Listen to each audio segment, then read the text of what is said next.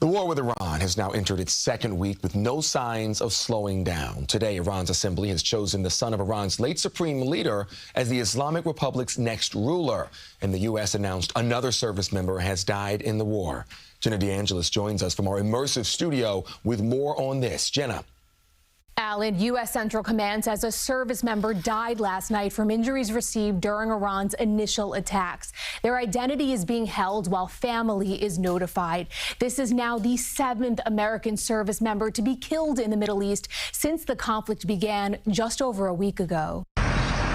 As the war continues to escalate across the Middle East, a new leader emerges in Iran. Mojtaba Khamenei, the second son of the country's late supreme leader, has been named his successor, according to Iranian state TV. The 56-year-old was selected by Iran's Assembly of Experts. Despite never holding a government position and living a secretive life, he has long been considered a contender, even before his father's killing at the start of the war, February 28th. We assume that he will be a continuation of what his father was, which is a very hardline ideological cleric.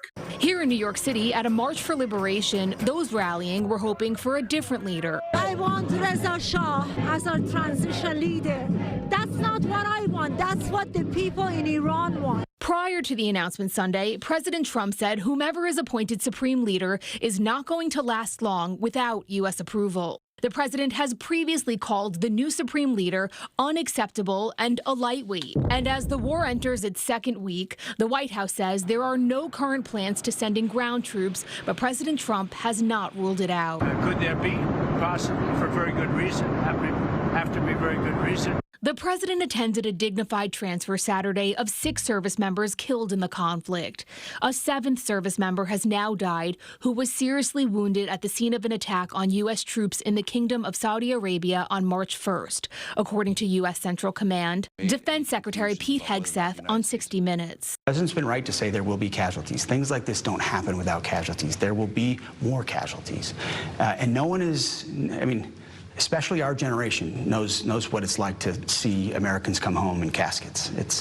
But that doesn't weaken us one bit. It stiffens our spine and our resolve. The president tonight taking to Truth Social as crude oil prices surpass $100 a barrel for the first time in more than 3 years. He wrote in part, short-term oil prices, which will drop rapidly when the destruction of the Iran nuclear threat is over, is a very small price to pay for USA and world safety and peace. Jenna DeAngelis, CBS News, New York.